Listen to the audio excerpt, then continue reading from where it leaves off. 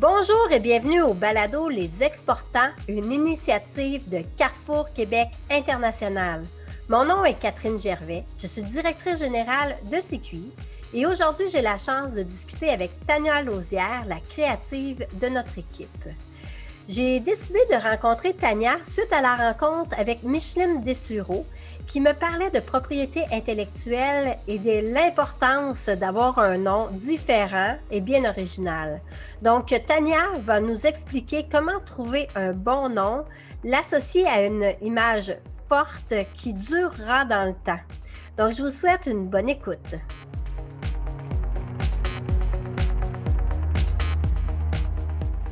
Aujourd'hui, j'ai la chance de discuter avec Tania Lauzière, qui fait partie de l'équipe de CQI depuis maintenant plusieurs années. Comment ça va, Tania? Ça va super bien, toi? Oui, ça va bien. Je suis contente aujourd'hui de discuter avec toi. Nous allons parler un peu de l'image. Tu es une grande créative et puis ça fait longtemps que je veux en discuter avec toi.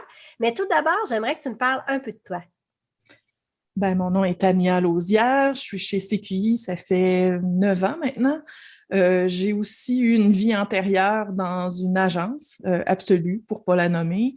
J'ai été là 18 ans. Alors, je suis graphiste de formation officiellement.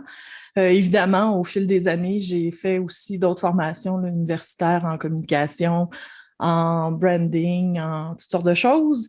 Euh, j'ai c'est ça, j'ai roulé ma bosse dans une agence qui est passée de petite à grande. Fait que le démarrage d'entreprise, je sais ce que c'est. Je sais aussi ce que c'est quand les dirigeants d'une entreprise décident de se lancer. Fait que tout est à faire. Fait que j'ai aussi cette empathie-là envers les entrepreneurs qui ont leur propre entreprise puis qui veulent se relever les manches puis prendre en main toutes sortes de pans de leur entreprise. Chez CQI, tu accompagnes les entreprises. Qu'est-ce que tu fais exactement? En fait, j'ai plusieurs volets. Dans l'accompagnement des entreprises, je m'occupe entre autres de la stratégie web. Aussi, je fais des stratégies pour les médias sociaux. Souvent, les entreprises qui veulent se lancer ne savent pas trop par où commencer. Fait que mon rôle, c'est à la fois de leur donner les outils stratégiques et un peu de confiance, un peu de motivation pour passer à l'action. Donc, toi, chez nous, là, tu es aussi la grande créative, tu es un peu la directrice artistique. Tu as accompagné plusieurs entreprises à trouver un nouveau nom, un nouveau branding ou une nouvelle image. Donc, c'est le sujet que j'aimerais qu'on creuse ensemble aujourd'hui. Tout d'abord, quand on choisit un nom, qu'est-ce qui est important?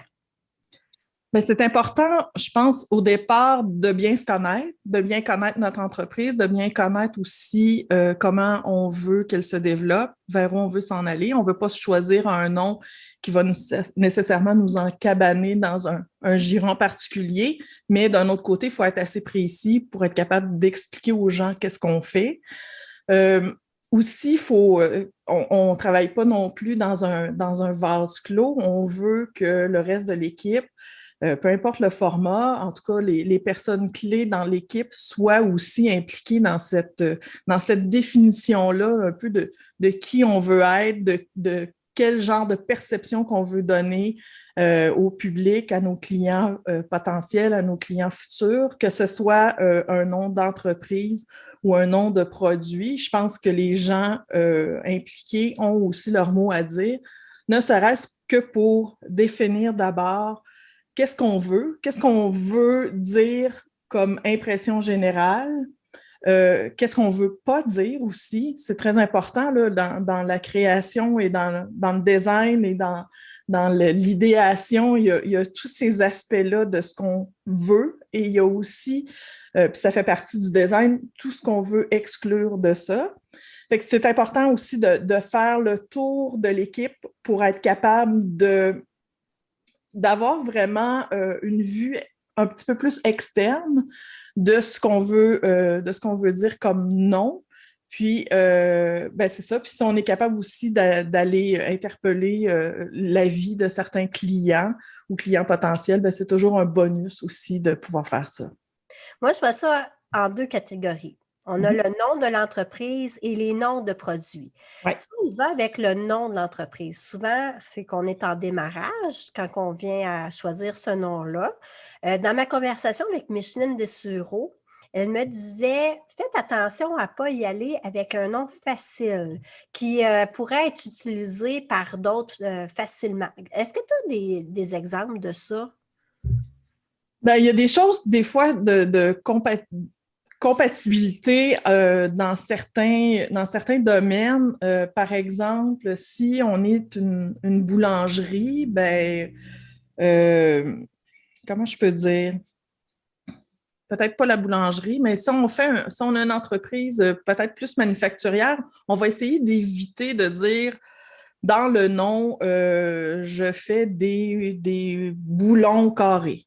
Mhm. On ne s'appellera pas nécessairement boulon carré. Sauf qu'il y a tout un autre pan par rapport au web qui sont parfois intéressants d'avoir ce type de nom-là. Mais je ne pense pas pour un nom d'entreprise que, ça nous donne beaucoup d'imagerie qui va aller avec notre marque. C'est pas très évocateur de s'appeler boulon carré quand on fait des boulons carrés. Puis aussi, j'en parlais tout à l'heure, ça nous peinture un petit peu dans un coin de dire pendant toute ma vie, je vais faire des boulons carrés, ce qui n'est pas nécessairement ce qu'on veut faire. Surtout une entreprise en démarrage, c'est assez fou comment une entreprise peut prendre un virage qu'on ne s'attend pas, où on devient un spécialiste dans une chose particulière, où on élargit notre gamme qui est encore plus vaste. Il faut que le nom aussi soit capable de vivre quand même assez longtemps. Je n'ai pas d'exemple qui me viennent en tête là, précisément, mais c'est quelque chose dont il faut tenir compte pour être sûr que notre nom va durer longtemps. Parce que ce qui est important dans un nom, c'est que ça soit super facile à comprendre. Puis nous, on travaille aussi à l'international. Fait qu'il faut faire attention dans le choix des noms euh, d'entreprises en particulier, de ne pas avoir nécessairement des termes qui, dans d'autres langues, veulent dire autre chose. Il y a toujours l'exemple classique, là, c'est plus pour un nom de produit, là, mais la Chevrolet Nova, ça c'est comme un classique du monde de la publicité, la Chevy Nova. Les gens voulaient lancer le produit de Chevrolet en Amérique du Sud, sauf qu'en espagnol, Nova, ça veut dire n'avance pas. Nova. Fait que c'était pas une bonne idée d'avoir ce type de nom-là aussi. Puis dans d'autres exemples de non-produits dont il faut faire attention, ben, il y a aussi l'exemple classique de IKEA qui ont leur nom à sonorité scandinave. Dans leur cas, il y avait certains termes qui étaient totalement offensants dans d'autres langues. En Thaïlande, c'était pas recommandé d'acheter un tabouret qui voulait dire des choses un peu grossières. Euh, Même dans les noms d'entreprise, dans mon ancienne vie d'agence, il y avait une entreprise. J'ai fait une petite recherche justement pour voir si elle existait encore. Je ne l'ai pas retrouvée, là, mais elle s'appelait originalement STD. Puis ils voulaient développer aux États-Unis, sauf que STD en anglais, c'est l'abréviation de Sexually Transmitted Diseases. Oh, Fait que, tu sais, l'équivalent de MTS, là, qu'on peut dire au Québec, les maladies transmises sexuellement. Je pense pas que c'était un très bon nom pour une entreprise qui voulait faire des luminaires aux États-Unis. Fait qu'évidemment, ils ont changé de nom, mais et évidemment aussi, on en a profité là, quand on était en agence pour refaire leur image au complet, puis refaire tout le matériel qu'ils avaient décidé de développer. Mais c'est des choses à garder en tête si on est capable de valider toutes les significations de nos noms qu'on essaie de développer, particulièrement les noms d'entreprise, parce que c'est pas mal ceux qui ont la plus longue durée. Et c'est quelque chose qu'il faut vraiment faire attention. mais qu'est-ce qui est le mieux comme nom d'entreprise? Est-ce que c'est d'inventer quelque chose complètement à l'extérieur de notre sujet, d'emprunter un autre mot, de faire des abréviations? Quand on en vient à trouver un nom, on dirait que le cerveau humain va vraiment sur une description de ce qu'on fait Donc, Ouais. comment est-ce qu'on fait pour sortir de de cette façon de faire, là? Moi, j'ai quelques trucs, quelques styles de noms. Évidemment, il y a le nom qui approche la description, sans nécessairement avoir le mot boulon carré, mais s'il s'appelait juste carré, là, ça peut être comme intéressant. Si on a un nom qui peut être aussi une qualité qu'on veut mettre de l'avant. J'essaie de réfléchir à des exemples. Je n'ai pas d'exemples qui me viennent en tête précisément, mais on a beaucoup de noms, par exemple, d'entreprises ces temps-ci. Je ne sais pas si c'est venu avec comme la chaîne télé, mais il y a l'aspect nouveauté aussi. Fait qu'il y a des mots qui commencent avec nouveau, qu'il y a nouvelle.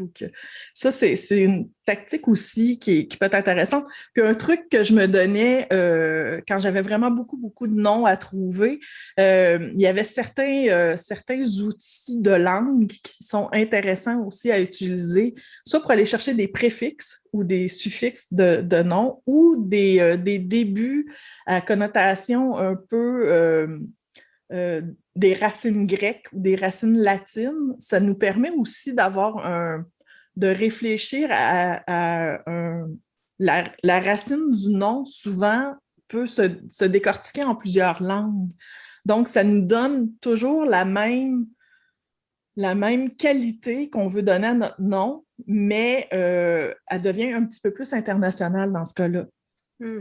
Fait que ça, c'est un des trucs que je vais chercher. J'utilise beaucoup, justement, dans le jeu de mots, là.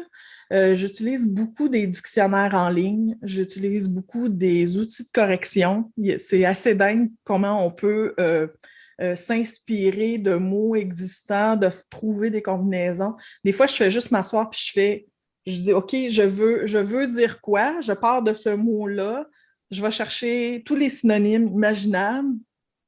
Puis à partir de là, c'est ma base sur laquelle je peux bâtir des nouveaux noms, inventer des choses ou trouver un nom qui est peut-être à côté, mais qui vient chercher une signification. Par exemple, on a des noms, nous, chez CQI, de produits. Tu sais, on a le Viséo, puis on a le Léco. Le Viséo a été le premier qu'on avait nommé. L'idée aussi, c'était de se donner une image générale qui irait avec le nom. Donc, Viséo, on l'entend, là, c'est l'idée de viser plus loin, de viser plus haut. Et le symbole, c'est une flèche, c'est un genre de petit avion de papier symbolique qu'on voulait mettre de l'avant. Mais quand j'ai trouvé ce nom-là, après ça, pour le restant des produits, je m'étais donné comme barème d'essayer d'avoir des noms encore en haut. Donc, l'éco, qui est notre produit de stratégie web, la manière que je l'avais décortiqué, l'idée, c'était d'avoir le mot éco. J'avais fouillé un peu dans l'idée d'avoir cette réciprocité-là. On met de l'avant des informations sur notre web, puis c'est pas juste dans un sens unique, on a aussi le retour. Fait que ça fait un écho. Fait que c'est un peu la signification qui était venue avec, puis ça a donné quand même bien qu'on avait choisi un mot en haut. Mais pour trouver ces noms-là, j'ai fait des recherches de terminaison de mots en haut. J'ai fait des recherches de toutes sortes de mots qui sonnent comme un autre mot, parce que je voulais vraiment avoir une collection de noms qui iraient ensemble. Ça, c'est une stratégie qu'une entreprise peut adopter pour ses produits. Donc, ça fait comme une grande famille de produits avec quelque chose qui les rattache. Oui, c'est ça, parce qu'on ne veut pas non plus avoir... dans une certaine catégorie de produits, c'est intéressant d'avoir des liens qui les unissent ou une certaine signature qui vienne renforcer le branding de notre entreprise en général. Si on avait déjà réfléchi à notre branding, puis on voulait avoir quelque chose de coloré, d'éclaté, on était retourné vers nos initiales, c'était déjà bref. Fait que l'idée aussi du reste d'arrimer notre marque avec notre marque nom d'entreprise avec notre produit, c'était aussi de garder cette brièveté-là, d'avoir des noms courts, mais on ne voulait pas nécessairement continuer dans la lignée des acronymes ou des initiales ou des sigles. Je cherchais le mot. Moi, tu m'impressionnes toujours, là, quand tu arrives avec un choix, différents choix de noms. euh, je trouve ça tout le temps fabuleux. Tu as une description, comment tu as trouvé. Comment tu sais que ton nom est bon? Souvent, je ne le sais pas. Souvent, c'est à force de le mûrir, de voir les possibilités de ce qu'on peut faire avec. C'est un peu ce que je disais au début.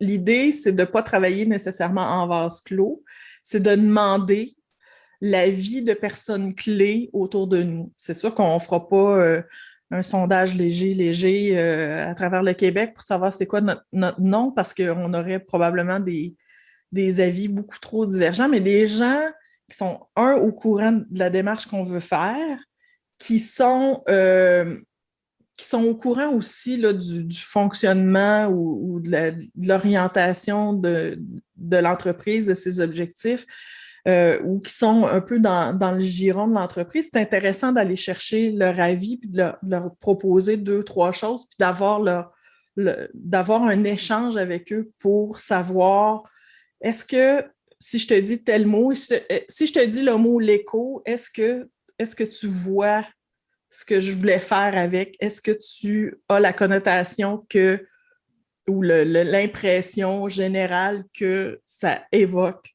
un écho, par exemple? Toi, tu impliques l'équipe après avoir fait tes idées, c'est ça? Bien, aux deux places, en fait. Deux places. On va chercher les paramètres au départ. On va chercher comment on veut se définir, qu'est-ce qu'on veut dire de manière générale pour qu'il y ait un consensus dès le départ, pour pas qu'on non plus qu'on s'éparpille, parce que la recherche de nom, à quelque part, ça peut être une torture totale si on n'a pas une ligne directrice. Puis en design, puis en création, ce qui est intéressant aussi, c'est de se donner des paramètres. Comme ça, on ne s'éparpille pas trop. On peut sortir de ces paramètres-là éventuellement, mais au moins, on a ces bases-là. Fait qu'au départ, je pense que l'idée de départ de dire, OK, moi, je voudrais que ça dise ça, je valide avec d'autres membres de mon équipe ou mon entourage ou des gens que je respecte dans le domaine pour dire, OK, moi, mon entreprise, je voudrais travailler dans ce domaine-là, je voudrais être perçu comme un innovant dans cette catégorie de produits-là. On décide un peu ce que le nom devrait dire, c'est quoi l'ADN fondamental de l'entreprise. On est d'accord là-dessus. Après ça, il y a le processus créatif. Puis à la fin, il y a une validation pour voir si ça reconnecte avec ce qu'on avait déterminé au début.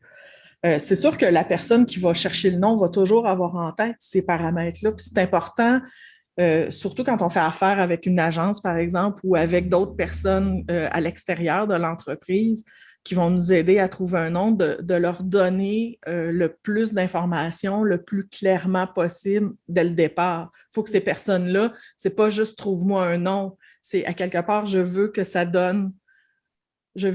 dise en général quelque chose en lien avec ce que je fais, et voici ce que je fais, et voici qui on est, et voici comment on veut agir avec nos clients. Ça, c'est un bon truc. En fait, ça nous aide à s'orienter beaucoup. Ben, c'est un peu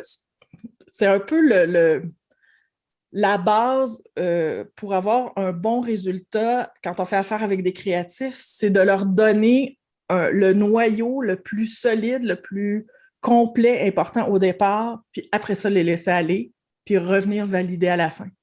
Est-ce que les personnes trop rationnelles peuvent devenir un frein à la création? Je te pose cette question-là. Je me rappelle j'avais discuté avec un entrepreneur, puis il y avait tous dans l'équipe un profil très ingénieur. Donc, il était très, très, en fait, j'ai rien contre les ingénieurs, là, mais ce que je veux dire, c'est qu'il était très pointu sur ce qu'il voulait. Ça devait vraiment être un descriptif de ce qu'il faisait. Est-ce qu'il faut à ce moment-là les sensibiliser au processus de création? Ben oui, il y a toujours un genre de va-et-vient, de donnant-donnant dans cette relation avec des personnes qui seraient très cartésiennes, très directes, puis le côté plus créatif, plus on va essayer pour voir si ça donne quelque chose d'intéressant. Parce que, à quelque part, l'un peut se nourrir de l'autre. Quand on a des personnes extra-cartésiennes devant nous, c'est important de leur dire que c'est un processus, puis qu'eux, ils ont leur rôle à jouer. Fait que l'explication qu'on donne au début, c'est très important. Faut que ça soit quelque chose de précis. Mais là, après ça, faut vraiment qu'ils lâchent prise, puis qu'ils laissent la personne créative se laisser aller, de trouver quelque chose d'intéressant. Puis, la responsabilité aussi de la personne créative, au moment où elle revient, ça va être de justifier chaque aspect de son processus de création pour en être arrivé à ce résultat-là, pour être capable de justifier justement aux yeux de ces personnes-là qui ont des personnalités plus rationnelles, plus cartésiennes, pourquoi ces choix-là ont été faits, qui ont mené jusqu'à là. Puis souvent, c'est ça qui fait que les personnes, peu importe leur niveau de créativité, ils viennent adhérer aussi à ce choix-là, à ce nom-là.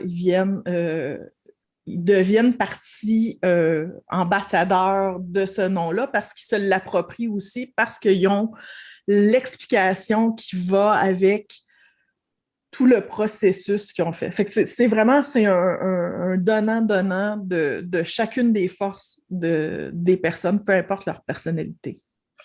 Toi, quand tu fais un nom, est-ce que tu vois l'image en trouvant ton nom? Pas Comment tout ça le se temps. passe? Pas tout le temps, OK. Non, pas tout le temps. Ça dépend un peu avec qui. Si je travaille avec d'autres personnes qui ont le rôle de faire l'image par la suite, si c'est pas moi qui a à faire l'image par la suite, pas nécessairement. C'est sûr que ça aide. Des fois, on a des noms, là, justement. Tu sais, si je regarde comme l'écho, je n'avais pas nécessairement une image qui allait avec. Puis l'image qu'on avait mis avec, c'est pas nécessairement la représentation d'un écho. C'est pas des ondes, mettons, qui vont et qui viennent, là. C'était plus l'idée de réseau dans ce cas-là. Le viséo avec le petit avion de papier ou la flèche, c'était relié, mais c'était pas nécessairement directement relié avec le nom. Oh, excusez. Relié avec le nom. Et ce qui est important, en fait, c'est de donner un nom qui est assez évocateur pour qu'il se tienne tout seul, comme mot, puis de laisser aussi aux créatifs leur façon de l'interpréter aussi par la suite. Qu'est-ce qui fait qu'un logo est un bon logo? Ben, il y a des critères à différents points, en fait. Il y a des critères qui sont plus pratico-pratiques. Un bon logo, c'est aussi comme un bon nom ces temps-ci. Il ne faut pas que ça soit trop long, il ne faut pas que ça soit trop gros. Tous les aspects de marketing numérique maintenant, les formats de ça, c'est devenu le fait que ce soit électronique, que ce soit peut-être un peu moins souvent imprimé, ça nous permet de jouer un petit peu avec. Fait qu'on a différents formats, on a des critères aussi de lisibilité. Puis la lisibilité d'un nom dans le son aussi est importante. Il ne faut pas que les gens aient de la difficulté à le prononcer. Il ne faut pas que ça soit, je ne sais pas, moi, mettons, j'aurais écrit, mettons, Viséo, mais avec 8 Z. Tu sais, à un moment donné, il ne faut pas que ce soit non plus un exercice un peu de, comment je peux dire, de gamique. Il faut que ce soit quelque chose de sérieux. Mais en termes d'un bon logo, la lisibilité de tous les formats, hyper gros, super petit, c'est très important. Et faut être capable aussi de l'utiliser de différentes manières, sur différents supports. Il faut être capable de l'utiliser dans différentes couleurs. Souvent, les agences, les graphistes, s'ils créent un logo, ils vont vous donner certaines normes aussi à respecter par rapport à votre logo. Vous ne pouvez pas nécessairement avoir un logo bleu puis vous l'utilisez sur un fond bleu. Dans ce cas-là, ce serait une utilisation un peu interdite pour ce logo-là. Rien n'empêche que vous pourriez avoir un logo avec une version blanche que vous pouvez utiliser ensuite sur un fond bleu. C'est important de se donner des paramètres d'image qui vont venir aussi assurer une qualité de ce que vous véhiculez par rapport à votre logo, par rapport à votre nom d'entreprise, par rapport à vos signatures de produits. C'est important de se donner des paramètres précis pour qu'après, peu importe qui fait vos affichages, vos lettrages de véhicules, votre papeterie, vos médias électroniques, toutes les applications doivent être un peu réfléchies à l'avance pour que les gens puissent interpréter votre logo et l'utiliser de manière correcte pour que votre marque soit toujours constante et qu'il y ait toujours cet aspect de qualité-là qui suit votre logo. Au fil des années, on voit quand même une évolution dans les modes au niveau des images. Comment est-ce qu'on peut faire pour amorcer un changement de notre logo? Pour certaines entreprises, c'est pas toujours nécessaire de recommencer à zéro. Il y a certaines entreprises que le logo peut avoir été fait avant les facilités de l'infographie, par exemple. Tout ce qui est fait sur ordinateur, des fois, on a certains lettrages qui font plus vieillot. On a juste besoin de rafraîchir, d'apporter certains ajustements à des courbes dans notre lettrage ou de changer de symbole. C'est pas toujours nécessaire de tout effacer puis de recommencer. Je pense à quelques logos que je nommerai pas parce qu'ils ont vraiment besoin d'être changés, mais est-ce que leur champ leur domaine serait prêt à ces changements-là? Il y en a qui sont un petit peu plus récalcitrants par rapport à ça. Ceci dit, un logo ne devrait pas rester exactement pareil, je dirais, pendant plus de 10 ans. Pourquoi? Parce que les goûts changent, puis un logo, ça peut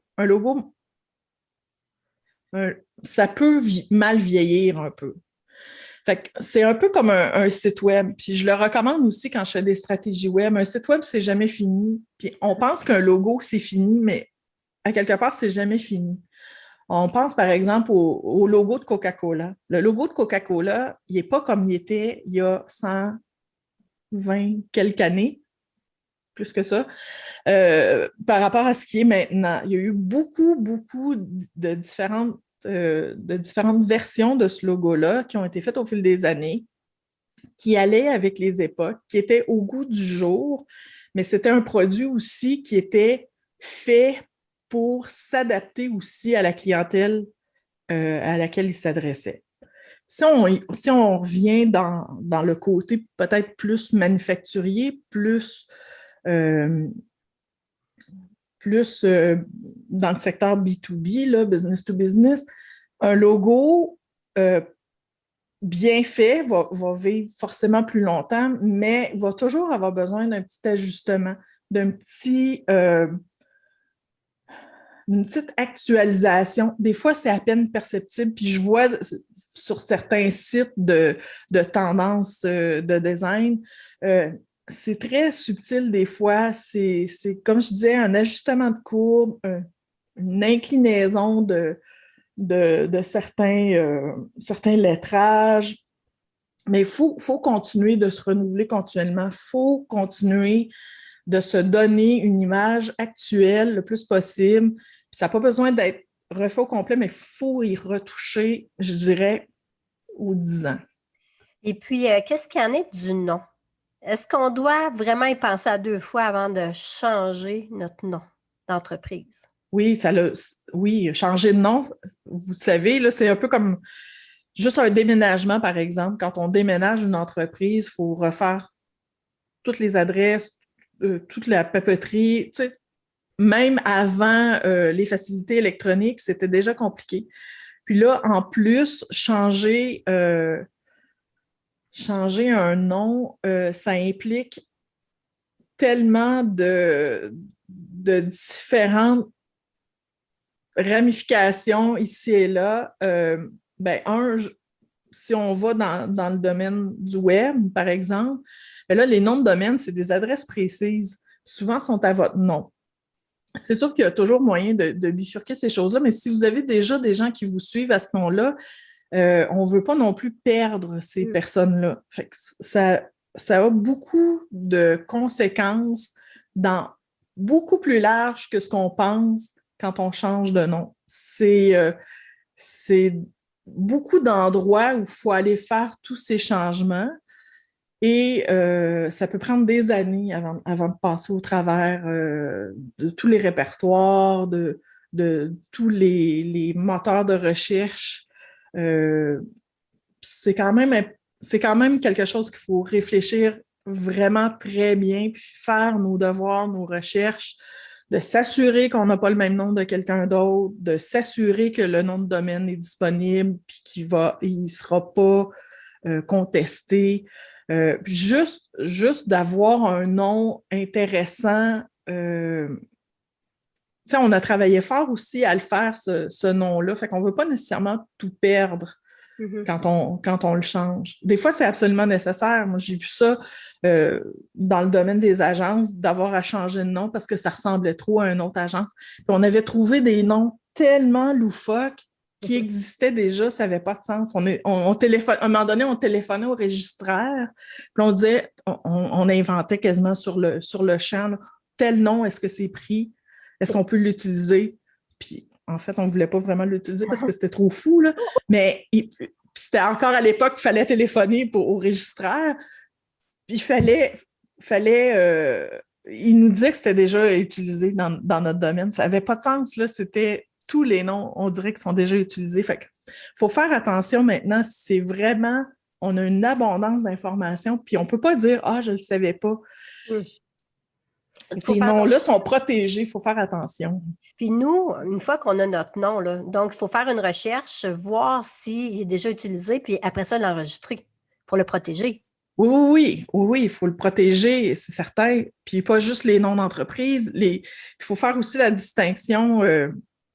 Puis probablement, il y a des gens en propriété intellectuelle qui sont mieux placés que moi, là, mais les notions que j'ai de ça, c'est que il y a une différence entre enregistrer son nom d'entreprise auprès du gouvernement pour faire des affaires, avoir un numéro de taxe, par exemple, puis de l'enregistrer en termes de droits d'utilisation et de droits d'auteur. Et c'est vraiment ces deux choses. Notre logo n'est pas nécessairement enregistré auprès du gouvernement quand on enregistre notre nom. Fait que ça, c'est un processus qu'il faut aller faire aussi à part.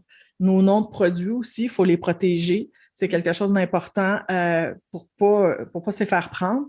Puis, j'ai appris aussi, à force de me tenir avec des gens en propriété intellectuelle, qu'il faut aussi les protéger sur les différents territoires sur lesquels on veut faire affaire. Là, j'ai vu récemment, je me souviens pas si c'était... En tout cas, il y avait une entreprise québécoise qui avait une super image, puis il était allé en Chine. Ah oui, c'est Saint-Hubert. Okay. Saint-Hubert, les poulets Saint-Hubert. Les poulets Saint-Hubert étaient, c'est notre marque nationale, tout le monde la connaît ici. On reconnaît aussi le coq. Puis il y a quelqu'un qui était allé en Chine ou en tout cas qui avait remarqué que c'était exactement pareil. Ça s'appelait pas Saint-Hubert, là, mais c'était exactement le même dessin du même coq. Puis c'est bien dommage, mais il n'avait jamais été protégé en Chine. Il y a quelqu'un, je ne sais pas, qui était venu au Québec, qui avait vu cette marque-là, qui trouvait ça intéressant, puis qui avait décidé que lui, son restaurant à Pékin allait avoir le même coq dessus. Ah, mon Dieu! C'est beaucoup de choses à penser, puis c'est en fait beaucoup de travail, trouver une image, un nom, donc c'est important de se protéger. Mais ce que je retiens de notre conversation, c'est que c'est important aussi de trouver une idée originale, de valider, puis que ce soit quelque chose qu'on vit longtemps avec.